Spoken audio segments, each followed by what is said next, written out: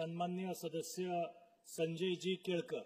अध्यक्ष महोदय, मी आमचे सदस्य तापकीरांचा धन्यवाद देतो की त्यांनी मला या ठिकाणी संधी दिली बोलायला, आणि माननीय तालिका अध्यक्षांना देखील धन्यवाद देतो. अध्यक्ष महोदय, या 293च्या प्रस्तावाच्या निमित्ताने मी गतिमान चालणाऱ्या आमच्या महायुती सरकारला, माननीय देवेंद्र फडणवीस, एकनाथ शिंदे आणि अजितदादा पवार यांचं आभार मानायला आणि अभिनंदन करायला या प्रस्तावाला पाठिंबा देण्याकरता या ठिकाणी उभा आहे.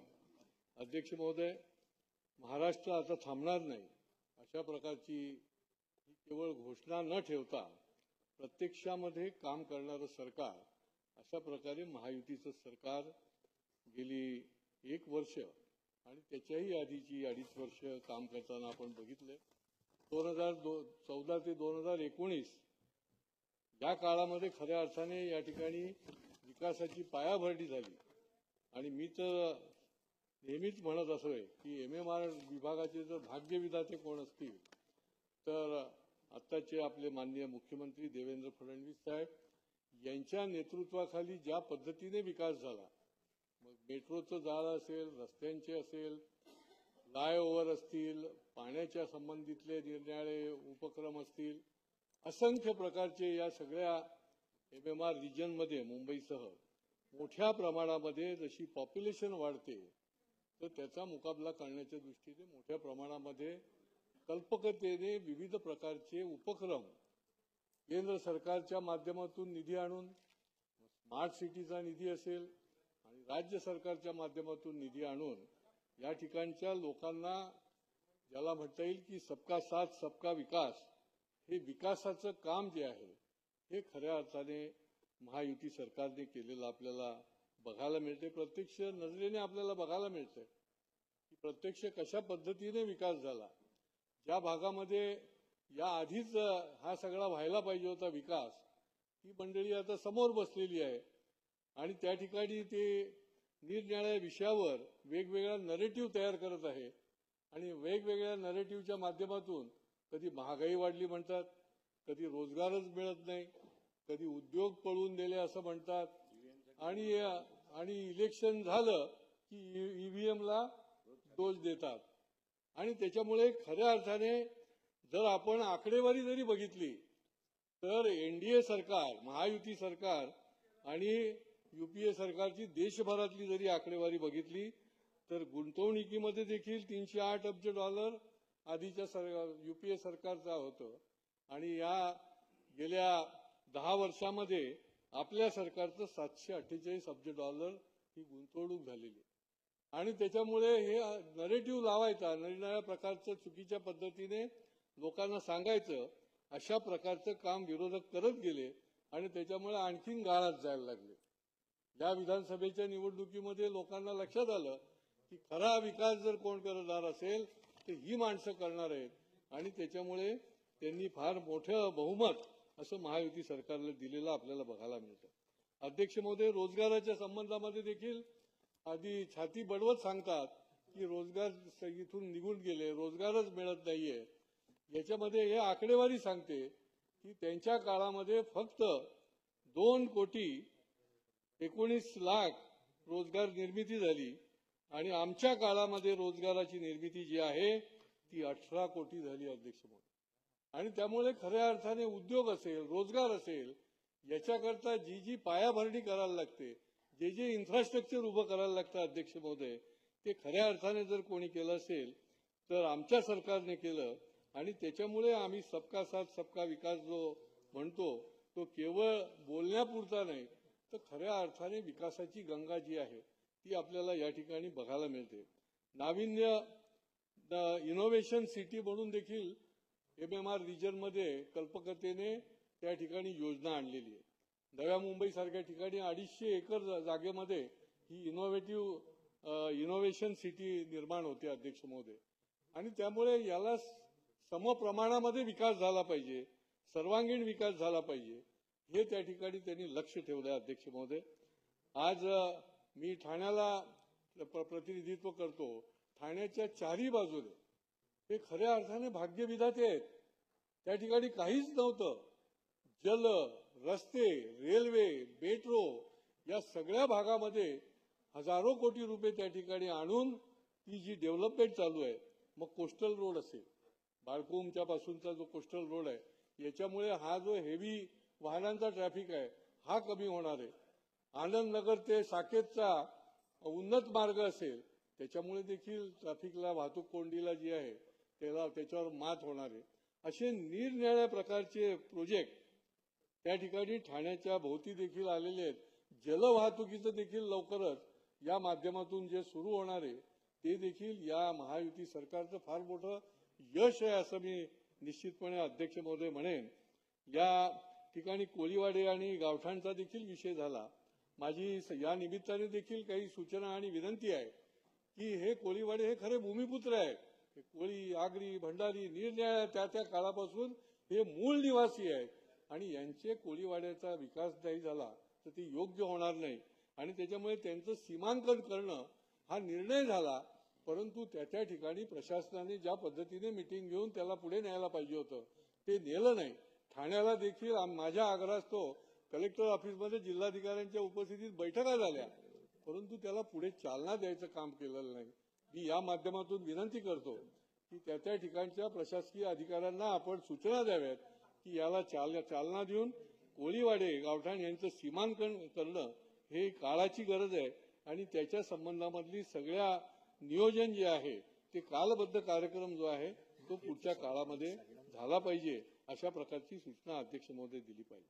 चतुर्थ श्रेणी कामगारांचा देखील या प्रस्तावामध्ये विषय आहे अध्यक्ष महोदय. सफाई कामगाराच्या बाबतीमध्ये फार मोठं यश मिळालं. लाडेपागे समितीचा अहवाल स्वीकारला गेला. मी त्याचा अनेक वेळाला विधिमंडळामध्ये आणि विधिमंडळाच्या बाहेर पाठपुरावा करत होतो. या महाराष्ट्रामध्ये 50,000 सफाई कामगारांना वारसा हक्क मिळणार आहे. परंतु अध्यक्ष महोदय, कोर्टाने देखील ते मान्य केल्यानंतर आज देखील निरनिराळ्या स्थानिक स्वराज्य संस्था टाळाटाळ करते.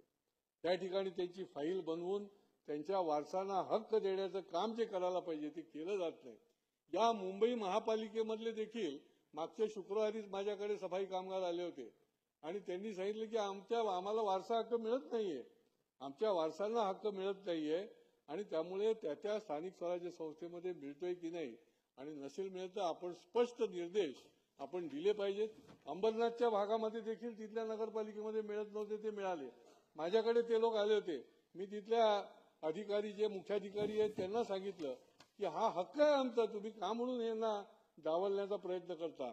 आणि त्याच्यामुळे या संबंधामध्ये या सफाई कामगारांना देखील त्यांचा हक्क मिळाला पाहिजे. अध्यक्ष महोदय, बंद कारखाने हे ठाण्याच्या अवतीभोवती मोठ्या प्रमाणात आहेत अध्यक्ष महोदय. त्यांची जुनी देणीच दिलेली गेलेली नाहीत अध्यक्ष महोदय.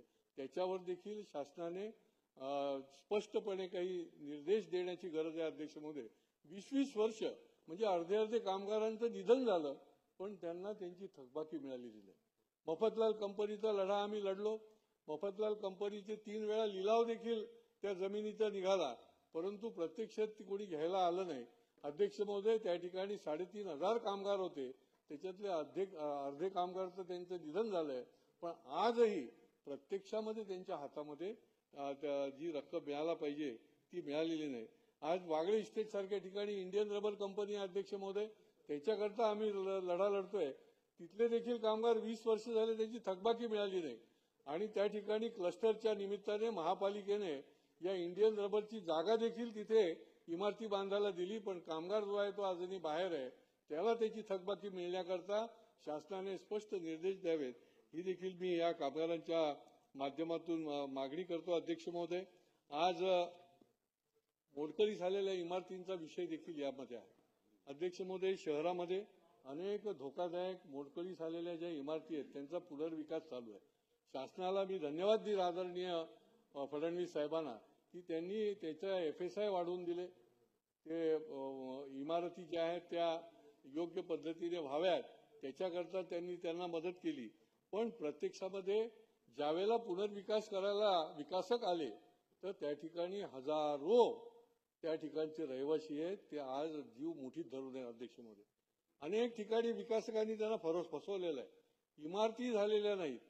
विकासकांनी त्यांच्याकडनं पैसे जादा बांधकामाचे घेतले आणि दुसरीकडे वापरलेले आहेत. त्या इमारती पूर्ण झालेल्या नाही, त्याची फसवणूक झाली आहे. ईओडब्ल्यू मध्ये त्यांना त्या ठिकाणी गुन्हे नोंदवलेले आहेत. पण आता किती वर्ष वाट बघणार अध्यक्ष महोदय? शासनाने याच्यामध्ये पुढाकार घ्यायची गरज आहे. ठाण्या परिसरामध्ये जवळजवळ 4,000 ते 5,000 लोक हे अशा पद्धतीने हवालदिल झालेले आहेत की जे फसवणुकीचे बळी ठरलेले आहेत, की ज्यांची पिढी बर्बाद व्हायला लागलेली आहे. आणि त्यामुळे या मोडकळीस आणि पुनर्विकासाच्या निमित्ताने काही अशा पद्धतीने काही असे नियम बनवायला पाहिजे की ठराविक पिरियडमध्ये त्याचं बांधकाम झालं पाहिजे आणि तिथल्या रहिवाशांना घरं मिळाली पाहिजे. म्हाडाच्या ठिकाणी देखील ठाणे वर्तकनगर भागामध्ये अशा 10 इमारती आहेत की ते 20-20 वर्ष अजून वेटिंगमध्ये आहेत आणि तिथले लोक बाहेर आहेत, त्याला भाडी मिळत नाहीत, बिल्डरने फसवलंय, त्यांना कुठेच दाद मिळत नाही. ईओडब्ल्यू कडे तर इतकी कामं आहेत की यांचं होता होता 10-10 वर्ष जातील अशी अवस्था आहे. आणि त्यामुळे यांना न्याय देण्याकरता देखील काही जर नियम बनवला, काही कठोर अशा प्रकारचं त्या ठिकाणी एक वेगळा सेक्शन जरी उघडला तरी देखील ही मंडळी जी आहे यांना दिलासा मिळेल. नाही तर ही आता जी आहे ते अध्यक्ष महोदय अत्यंत हवालदिल अशा परिस्थितीमध्ये त्या ठिकाणी हजारो नागरिक त्याच्यामध्ये भरडले गेलेले आहेत. विकासकांच्या मुसक्या बांधण्याची गरज आहे, जे फसवणूक करणारे विकासक आहेत. आणि त्यामुळे ही प्रभावी काही योजना जी आहे ती त्या ठिकाणी आणली जावी. अध्यक्ष महोदय, एसआरएच्या संबंधामध्ये देखील काही एसआरए चांगले चाललेले आहेत, परंतु आमच्या इथं ते एसआरए मध्ये सीईओ जे त्या ठिकाणी स्वतंत्र ठाण्याकरता सीईओ नेमला, परंतु हे सीईओ जे आहेत हे आता त्यांनी बदलले आणि दुसरे आणले. त्यांच्यावर एवढ्या जबाबदाऱ्या आहेत अध्यक्ष महोदय, आता ज्यांना नियुक्त केलेलं आहे ते या महापालिकेचे पण ऍडिशनल कमिशनर आहेत, ते पीएस देखील आहेत, निर्णय पीआरओ देखील आहेत आणि ते आमच्या या क्लस्टरचे देखील सीईओ आहेत. ते कशी या ठिकाणी न्याय देऊ शकणार? कसे या एसआरए प्रकल्पाला पुढे नेणार? कसं त्यांना हे सोडवणार? एसआरएचे अनेक प्रकल्प जे आहेत लोकांना भाडी मिळत नाहीत, त्या ठिकाणी त्या दबावाच्या खाली त्या विकासकालाही काही होत नाही. आणि त्यामुळे माझी विनंती आहे की शेवटी आपलं सरकार जे आहे ते गरिबाचं सरकार आहे. गरिबाला पुढे नेण्याकरता जे जे करता येईल त्याच्याकरता कठोर उपाययोजना करणारं सरकार आहे. आणि त्याच्यामुळे माझी विनंती आहे की त्या संबंधामध्ये देखील काही ठोस अशा प्रकारचे उपाय करावे. क्लस्टरच्या संबंधामध्ये देखील मी पहिल्यापासून ही क्लस्टरची क्रांतिकारी योजना आल्यापासून मी विनंती करतो आहे की मिनी क्लस्टर देखील आपण आणावं. मिनी क्लस्टरचं जर काही योजना आणली तर निश्चितपणे डेव्हलपमेंटला चालना मिळेल.